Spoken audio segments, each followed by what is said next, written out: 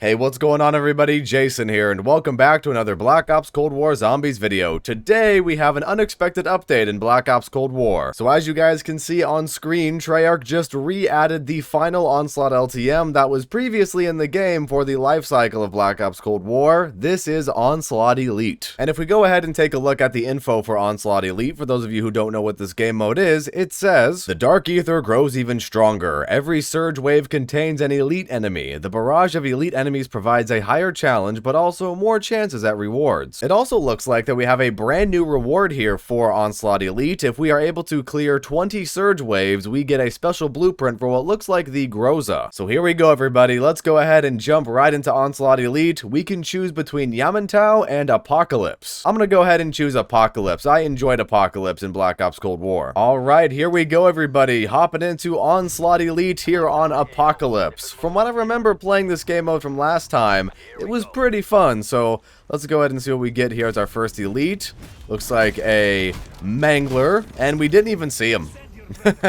We didn't even see him, and he just barely got out of the portal. We got Shatter Blast right away, an M79 for later on in the game to just blow everything up. Pretty good start. I think the early rounds of this particular LTM is going to be a lot easier than the last time we played this game mode, because now we have the super Easter egg reward of the purple rarity weapon. So yeah, I think the early elites are going to go down with no problem. Now, something that I find is actually kind of interesting about this game mode too is that this particular game mode has different elite enemies. As I'm talking about it, here we are. We have the elite Krasny Soldat here, which goes down in 2 shots because he's weak to explosive damage. And the normal version of Onslaught doesn't have this. So on the normal version of Onslaught, you just have the Manglers, the Mimics, and the Megaton. And why is there armor back here? I didn't kill anything back here. Okay, that's a little bit weird. But anyways, I got distracted there by a random piece of armor. This particular game mode has the Krasny Soldat and the Abomination. So we'll be facing off against a bunch of different enemy types in this game mode. Oh, it looks like we see our first zombies here in this as well, as we just absolutely obliterate this Megaton here. One down, and the other down. There we go, ladies and gentlemen. And here's the thing that's kind of interesting about this as well. Because on normal Onslaught, you get a perk every 3 rounds, on the Elite rounds, this game makes it so that you still earn a perk every 3 rounds, so that not every single round you get a perk. Which, to be honest, if we got a perk every single round, that would be pretty OP. But let's go ahead and see what our next Elite enemy is going to be right here. Oh, and here's the Abomination. I was just talking about it. Here we go. Open your mouth, just like the Margwa. Yes, there we go. And of course, this purple rarity Howler is just kicking ass, so we'll have no problems here starting out. And you know, that's the one thing that I remember from Onslaught Elite when it was originally added to the game, is that they were talking about how difficult the game mode is because there's an elite every single round, but you just have to kill the elite in the round and then you clear it. And if you have really good weaponry, like obviously the Howler or the Gallo or the M16 or something like that, then you're in a really good spot. So in reality, this game mode might actually be a little bit easier than normal Onslaught, because all you have to do is just kill one enemy. And Mangler down. I mean, they're just going down just so fast and so easily. We got Tombstone, we're already on round 6, and we're kicking some ass. But anyways, ladies and gentlemen, as we sit here and play Onslaught Elite for Black Ops Cold War Year 2, it's kind of a sad thought to me to think about that this is quite possibly the last update in Black Ops Cold War Zombies, because this is the final Onslaught LTM that they had to re-add to the game so that everybody could play it, because before, for those of you who may or may not have known, Onslaught was a PlayStation exclusive for the first year, and now everybody on Xbox, PC, and PlayStation can play it. And so for year 2 of Black Ops Cold War, they wanted to add Onslaught LTMs gradually throughout the year so that the people who couldn't experience them can experience them. And so if I had to guess, this is the final Black Ops Cold War update here for year 2. And man, I really enjoyed playing this game and all the new updates and everything that this game had to offer. But hey, I guess we have to look to the future and try to be optimistic to see what happens next. I also remember last time I played this, I got to round 50 and then I stopped playing because it was actually getting too easy. So I don't know, depending on how this game goes here today, I might do the same thing. I don't really know. But we just killed another elite there, and we just got some Juggernog. Let's go. But as you guys can see, it's a very simple game mode. Kill the elite in the round, and you're done. The zombies don't really bug you at all because only 1 or 2 zombies will spawn in at a time because the game registers it as an elite round, so only just a couple of zombies at a time are going to be spawning in. This entire game mode is basically you versus the commanders of the Dark Aether, because the intel in Black Ops Cold War Zombies tells you that the HVTs, which are all the enemies that we're facing here, are basically the commanders of the Dark Aether. And oh my gosh, we just got a huge loot haul here. Wow. Really, really good stuff here, actually. Death Machine, a couple of Aether tools. Dang, we're just missing some chalices there. But back to what I was saying about the intel. The intel basically tells us that the HVTs are the commanders of the Dark Aether, and these are the higher ranking officers, I guess you could say, for the undead forces, the revenants, I suppose you could call them as well. Oh, and speaking of a chalice, here we go, we got a Pack-a-Punch Chalice, single Pack-a-Punch Tower, and I hope that in the sequel to Black Ops Cold War, when that comes out in 2024, we get a little bit more intel and a little bit more explanation as to what this military hierarchy is in the Dark Aether. Where do the Megatons rank, and the Abominations, and all these crazy otherworldly creatures, if they're supposed to be some sort of general, commander, commanding officer kind of system. I'm very curious to see how that works. Here we go, we got another perk, we got Quick Revive, very nice. And speaking of the hierarchy of the Dark Aether, because we have entities like Cortifex and Nordicus and all of these entities that at one point used to all work together, and Cortifex was the ruler of the Dark Aether,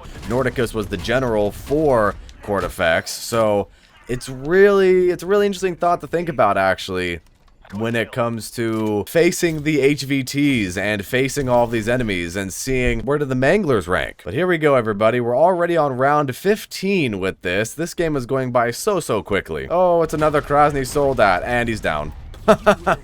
Yeah, he'll go down really quickly with an insta-kill and a single packed orange hour. We also got Deadshot. We're just beefing up right now. But anyways, guys, I want to hear what you think about Zombies Onslaught. And I know I've probably asked that in every single Zombies Onslaught video that I've made. Oh my gosh, we just one-shot that Abomination. Ooh, and a double Pack-a-Punch Chalice? Count me in. But anyways, with Zombies Onslaught, because it's just such a drastically different game mode than it was at launch, I'm really curious to see what you guys have to say about it. And especially an Onslaught LTM like Onslaught Elite and all the updates that they gave to the game mode. What's funny about this too is that they realistically didn't have to update Onslaught, because Onslaught is already a side game mode to a side game mode, which is zombies. So I find it very great. I find it very fascinating that Treyarch was able to, you know, update this game mode the way that they did. And honestly, it just goes to show you that Black Ops Cold War has a lot of good content in it. And you could really tell that Treyarch put their all in this game, and Black Ops Cold War is one of my favorite games of all time. So yeah, good on you guys. Good on you guys over at Treyarch. Black Ops Cold War just has a ton of content, and it's good content too. Because I think there's a difference between, you know, oh, this game has a lot of content, but then it doesn't really sustain the player. This game, in my opinion, has good content that does sustain the player. Now, I've said this before in my previous Zombies Onslaught videos, but I fully believe that after everyone has played Onslaught Elite, everybody on every single platform has given this game mode a chance, I think they need to add a playlist in Black Ops Cold War Zombies where it's basically a party playlist of all of the LTMs. So you have this party playlist where everybody can choose between Mystery Munitions, Elite, Diminishing Light, and all of the other LTMs in the game. Because honestly, that would give Black Ops Cold War even more replayability, because then you could hop on and play a bunch of different game modes. Round-based, Outbreak, Onslaught, Onslaught Elite, Onslaught Mystery Munitions. You have so many options in that scenario. You know what I find is kind of interesting about this is that the Abomination in this game mode is just a normal Abomination. They added an HVT Abomination to the Eliminate objective in Outbreak, but it seems like that HVT Abomination isn't in this game mode. I don't know if that was a gameplay choice, or maybe they forgot to do it, but I mean, I guess I don't necessarily mind. The Abomination is already kind of a tank anyways, but I just find it kind of interesting that they added an HVT Abomination a few months ago, and it's not in this game mode.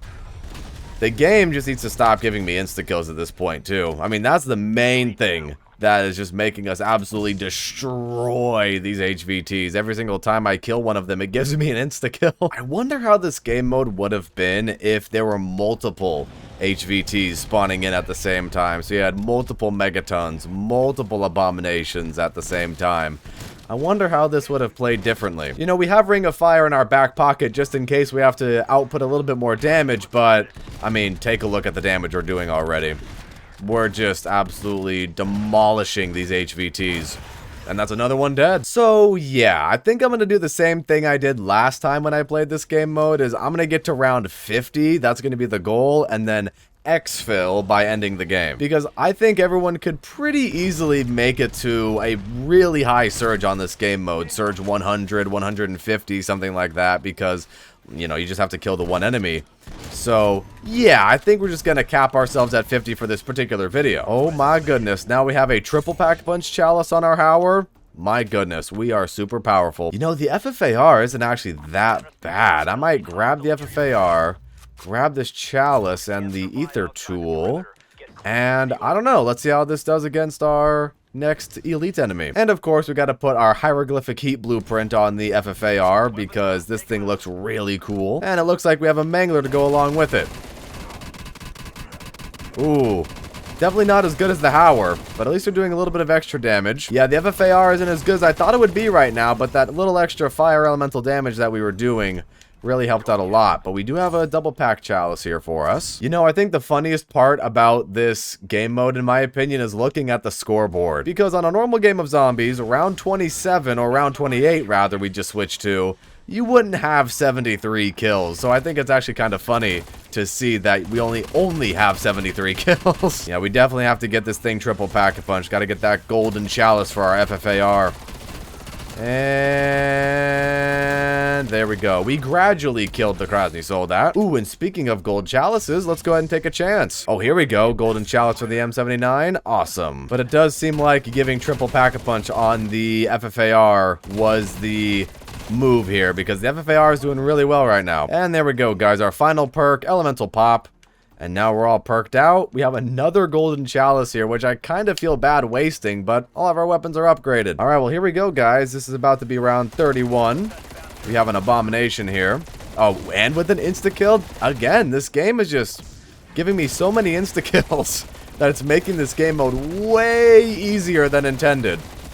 Goodbye, Abomination. So I guess now that we're playing zombies, I suppose it would be good to talk about the 2-year hiatus that Zombies is about to have. And I don't know, I feel like this 2-year hiatus can be a good thing and a bad thing. Obviously, it's a good thing because it gives Treyarch more development time for their game in 2024, and to make a really well-crafted, polished sequel to this game. Then on the other hand, because of how badly Vanguard Zombies ended up flopping, the general interest in Zombies will probably go down. And I'm not just talking about the general interest in Zombies for the community, I'm talking about the general interest in Zombies from Activision as well. And you know what? I hope I'm proven wrong. I hope Activision gives Treyarch more time and resources to work on their Zombies mode for 2024, because it's pretty clear that Zombies is going to be in the next Treyarch game. Obviously, we have a cliffhanger in this game, but I just really hope that Activision doesn't constrict the development time for the next Zombies experience in favor of Warzone 2. They all have to coexist together. And I mean, Warzone 2 will probably be a focal point for Activision because Warzone 1 is currently their cash cow. You have millions upon millions of players playing the game every single day. You have the bundles that are still selling like hotcakes. People love buying their bundles. And so I definitely think a ton of development time is going to be going into Warzone 2 and developing the microtransactions and developing those bundles for people to buy. So my only concern is that because Warzone 2 is obviously going to be a focal point for Activision, that it doesn't detract from the sequel to Black Ops Cold War. Because as we also know, Treyarch is going to be working on Modern Warfare 2, and obviously with how Vanguard Zombies panned out with the Archon, they weren't able to make a full experience that I think they wanted to make. So in a way, this is a chance for Treyarch to step back, reevaluate. Now they have more time to work on something, and then they can make it as good as it can be, hopefully. Hopefully Treyarch's hands aren't too tied with Modern Warfare 2. Hopefully they'll be able to dedicate some really good development time in the preliminary years of a development cycle here, being these years right now, 2022 and 2023, to the sequel to Black Ops Cold War. And you know what? I'm going to look at things optimistically because I really enjoy Black Ops Cold War. So, yeah, I'm looking forward to seeing what you guys are cooking up. Now, is that to say that Treyarch is going to be working on Warzone 2? I think it's very likely that they are. I mean, they're already going to be helping with Modern Warfare 2, like I said before. And, I don't know, I just feel like there's a good chance that it's going to be all hands on deck, all the studios working on everything, basically, at this point. and we'll just end up seeing what happens. So I guess to make a long story short, to make my thoughts a little bit more concise on the matter, I think there's middle ground to be found here between the, oh, Zombies isn't going to be good, or, oh, Zombies is going to be forgotten about, and the, you know, oh, Zombies going to come back stronger than ever in 2024, because there's so many factors that go into it that realistically, anything can happen. We just have to see how this is all going to pan out and see what course Treyarch and Activision take. And to be honest, I understand both sides. I understand people saying that Zombies is dead because the general interest in Zombies seems to have gone down, and that's mainly because of Vanguard. However, it's not going to completely go away because it's Treyarch we're talking about, and these developers want to continue the Dark Aether storyline, and they want to give the fans more content in that story. And I know exactly what people are going to say. Well, Jason, the general interest in modern Zombies is not there. You know, everyone still likes Black Ops 3, and everyone loves playing the old games and custom Zombies. Well, that's just it. I'm talking about the modern Zombies experiences and the modern Call of Duty games and the games that are going to be put out every single year. Of course, we're always going to have Black Ops 3. Of course, we're always going to have custom Zombies to go back to and play. There's no doubt in my mind that people are going to still play those and do speed runs and do custom map videos, of course. But if we're talking about the future of Zombies, I don't know, guys. Things are definitely uncertain. But no matter how you look at it, whether you're on one side of the aisle or you're on the other side, Zombies will still be attempted in the future for 2024, but we just have to see what actually goes into the experience and how it actually plays out. Although I have to say, speaking about Call of Duty and the future and what Treyarch's going to be doing in 2024, I really want to see a conclusion to the Archon and what actually happened between Vanguard Zombies and Black Ops Cold War Zombies. We can vaguely fill in the gaps because of the intel, and the intel in Black Ops Cold War that we got suggests that Zykov found, presumably, Cortifex's body at the bottom of the Dark Aether and absorbed his power. But nothing is 100% confirmed, and the intel is still very vague, and the intel still has a lot of mystery behind it. Which is why I was super disappointed on how the Archon ended, and that we didn't get a proper Easter egg ending cutscene. So I hope we get something for Treyarch's next game that kind of bridges the gap, even if it's just a seasonal cinematic cutscene or something like that before the game comes out. Season 1 or Season 0, the preseason of the next Call of Duty game, shows us something, maybe for promotional material. I just want there to be something that gives us a little bit of a tie-in to what just happened in Vanguard Zombies, because you could probably not play Vanguard Zombies and understand the Dark Aether storyline. So I really want the lore and the story that was established in Vanguard Zombies to really mean something. And what I'm the most curious about is what Richtofen is going to be doing in the next game. I don't know, I feel like Richtofen's going to be a really crazy character this year. Maybe crazy as in he's the crazy Richtofen we all know and love from the Ultimate storyline from Black Ops 1, or maybe he's crazy because he's a maniacal genius and he's calculating his next move with what he's going to do with the Forsaken and what he's going to do with the Dark Aether.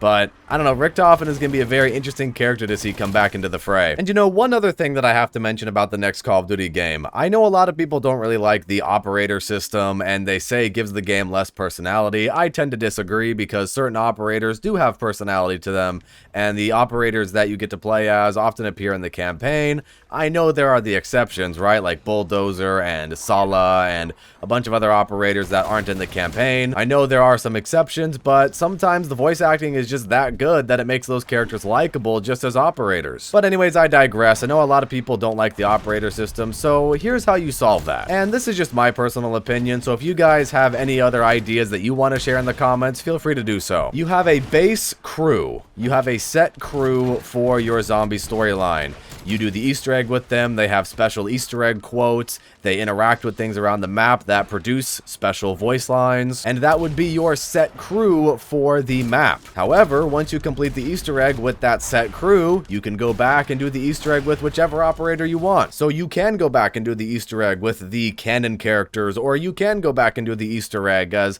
some other character that wouldn't normally be there. I think a small change like that would solve the entire problem, giving the player the opportunity to choose however they want to play the game and however they want to interact with the Easter egg. Because at the end of the day, it's the same story, and of course when the cutscene plays, I would assume that the canon cast would be in the cutscene. But as you're playing the map, it's still going to be the same Easter egg steps. It's still going to be the same everything that you do. It's just that you're going to be playing as a different character, or the canon characters if you want to hear any additional dialogue. I hope we do get those really small quality of life changes for the next Call of Duty game. I think there's so much potential for them to add these tiny little things that I think could make the game even better. But oh my goodness, ladies and gentlemen, I've been talking about random things for so long that I'm on round 43. This game did not last very long, and that Krasny Soldat did not last very long either because of the insta-kill. I don't know, guys. I feel like we should rename this game mode to Onslaught Insta-Kill because I'm getting an insta-kill every single round. And you know what? Just so Ring of Fire gets a little bit of usage. Ring of Fire, it's your time to shine. My goodness, melted. Ring of Fire, insta-kill, triple pack-a-punched FFAR. My goodness, look at this damage. Look at the damage. The insta-kill is gone, but the FFAR will live on. And you know what? We also have this death machine that I haven't used at all. Let's go ahead and use it. Why the hell not? And goodbye. Alright, guys, here we go. Round 49. I feel like using the death machine again. Let's spin it up. Come on, Abomination. Come over here. I mean, just absolutely destroyed. And then another insta-kill. Alright, guys. Alright, here we go, ladies and gentlemen. The final elite surge in this video is going to be a Mimic.